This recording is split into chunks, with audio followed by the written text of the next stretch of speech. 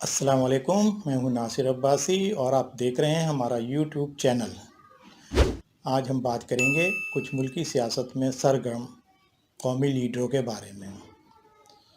آج کل T V پہ میں دیکھتا ہوں کہ کچھ خواتین جو پارٹی میں ہوتی ہیں وہ مختلف وقت میں پریس کانفرنسیں کر کے حسب معمول حسب دستور اس زمانے کے لحاظ سے حکومت کو دھمکا رہی ہوتی ہیں، حکومت کو نااہل کہہ رہی ہوتی ہیں۔ حالانکہ وہ پارٹی ترجمان نہیں ہوتی ہیں، لیکن ہر پارٹی نے دو چار خواتین کو اس کام کے لیے اپنی پارٹی میں رکھا ہوا ہے، کیونکہ خواتین لگائی بجائی اور تانے دینے میں نمبر 1 ہوتی ہیں۔ اس لیے وہ خواتین جو پارٹی کی ترجمان نہیں ہوتی، تانے اور تشنوں سے حکومت کے خلاف اپنا مدعا بیان کر دیتی ہیں۔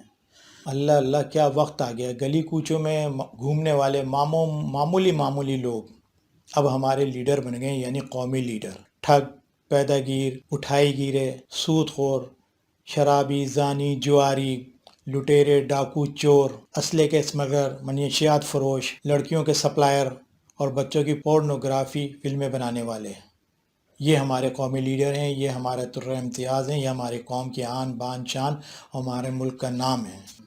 ایک زمانہ تھا، آج سے 30-40 سال قبل، ہمارے ملک پاکستان میں گنے چنے سیاسی لیڈر ہوتے تھے اور ان کی قوم میں بڑی عزت تھی اور قوم انہی کو جانتی تھی، جیسے کہ نواب زادہ نصر اللہ خان، ملک محمد، معراج خالد، پروفیسر غفور، ولی خان، اکبر بگٹی، غوث علی شاہ، جن کو قوم جانتی بھی تھی اور معاشرے میں ان کا ایک عزت، ایک وقار بھی تھا۔ گلی گلی کے لفنگوں کو کوئی نہیں جانتا تھا، لیکن پرویز مشرف کے دور میں جب میڈیا کو اجازت دی گئی مختلف چینلز کو کام کرنے کی، تو انہوں نے گلی گلی میں رہنے والے بدماشوں کو قومی لیڈر بنا دیا، اور اب وہی قومی لیڈر جو اپنے علاقے کے بدماش ہیں، میڈیا کے لوگوں کو جمع کر کے پریس کانفرنس کے نام پر حکومت اور فوج کو دھمکا رہے ہوتے ہیں کہ اگر ہمارے بارے میں یا ہمارے سردار کے بارے میں کچھ کہا تو ہم پاکستان کو صفحہ ہستی سے مٹا دیں گے، ہم تم کو بھی اسی کے ساتھ لپیٹ دیں گے، اس ملک میں ہمارا حساب لینے والا کوئی نہیں ہے، کسی میں اتنی مجال نہیں کہ ہمارا احتساب کر سکے، اگر ہمارا احتساب کرنے کی کوشش کی اور کوئی تو ابھی ایسا پیدا ہوا ہی نہیں ہے جو ہمارا احتساب کر سکے، اور اگر کوئی ایسا پیدا ہو گیا تو ہم اس کو واپس اسی جگہ بھیج دیں گے جہاں سے وہ آیا ہے۔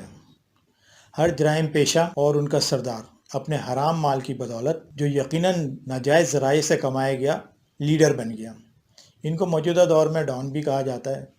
انہوں نے اپنی الگ الگ پارٹیاں بنا کے ملک کے تمام غنڈے موالیوں کو اپنی پارٹی میں جمع کر لیا اور پھر ان سے انتخابات لڑوائے اور ان سے 3 فائدے حاصل کیے۔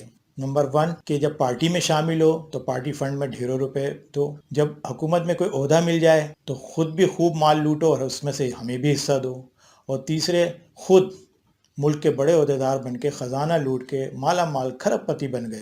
یہ ضروری نہیں کہ ہر پارٹی میں جرائم پیشہ مرد ہی ہوں، خواتین بھی اس فن میں بہت آگے ہوتی ہیں، چنانچہ ہر پارٹی میں ان خواتین کو جو ذہنی طور پہ جرائم پیشہ تھیں ان کو پارٹیوں میں اہمیت دی گئی، اور وہ بھی ملکی معاملات پہ اس طرح قوم کو بھاشن دیتی ہیں جیسے کہ انہوں نے ہر شعبے میں پی ایچ ڈی کیا ہوا ہے۔ اس سلسلے میں پیارے نبی حضور اکرم صلی اللہ علیہ وسلم کی ایک حدیث شریف ہے، اللہ کمی و بیشی معاف فرمائے، کہ جب قوم کے ذلیل اور کمتر لوگ تمہارے سردار بن جائیں اور تم پہ حکمرانی کرنے لگیں تو پھر قیامت کا انتظار کرو۔ اس حدیث شریف کے مطابق تمام جرائم پیشہ افراد جن کے دامن کرپشن اور جرائم سے داغدار ہیں، داغ تو اچھے ہوتے ہیں کہتا ہوا اپنا آپ کو دودھ کا دھلا اور پاک دامن ثابت کرنے پہ تلا رہتا ہے۔ اس کام میں میڈیا سب سے آگے ہے، ان کے چیلے چماٹے اس میں بیٹھے دن رات ایک کر کے ان کے لیے پروگرام پر پروگرام بنا رہے ہوتے ہیں ان کو فرشتہ ثابت کرنے کے لیے۔ ایک زمانہ تھا کہ ہمارے ملک پاکستان کے قومی ہیرو وہ تھے جنہوں نے اس ملک کی شان، آن بان اور حفاظت کے لیے اپنی جان قربان کر دی۔ وہی قوم کے اصل ہیرو تھے اور لوگ انہی کو یاد کیا کرتے تھے، لیکن اب زمانہ بدل گیا۔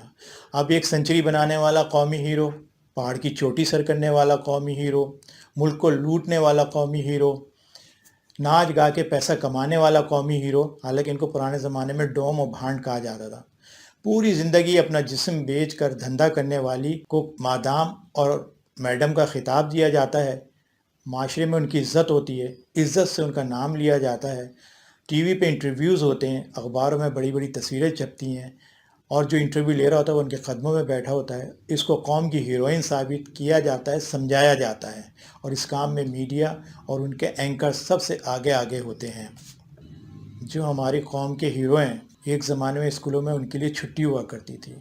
بانی پاکستان حضرت محمد علی جناح رحمۃ اللہ علیہ کی وفات کی چھٹی ختم کر دی گئی. شہید ملت لیاقت علی خان کی وفات کی چھٹی ختم کر دی گئی اسکولوں میں. 6 ستمبر کی چھٹی ختم کر دی گئی جو فوج کی عظیم قربانیوں کی یاد دلاتی تھی. شاعر مشرق علامہ اقبال کی چھٹی ختم کر دی گئی، اور چھٹی دی جاتی ہے تو صرف بھٹو اور ان کی بیٹی کی وفات پر. اللہ اللہ اللہ ہم سب پہ رحم فرمائے. ہمارے ہیرو وہی ہیں جنہوں نے اس ملک کے لیے عظیم جانی اور مالی قربانیاں دی ہیں. ان کو کوئی قوم کے دل سے نہیں نکال سکتا، نہ قوم ان کے کارناموں کو فراموش کر سکتی ہے. وہ قوم کے دل میں ہمیشہ سے ہیں اور ہمیشہ رہیں گے، اور اس وقت کے موجودہ لیڈر اور نام نہاد قومی ہیرو کبھی ان کی جگہ نہیں لے سکتے. اللہ ہم سب پہ رحم فرمائے. ہماری باتیں اگر پسند آئیں تو ہمارے چینلز کو سبسکرائب کریں، کمنٹ کریں، لائک کریں، اور بیل آئیکن کو کلک کرنا نہ بھولیں. اپنی دعاؤں میں یاد رکھیں. اللہ حافظ. شکریہ.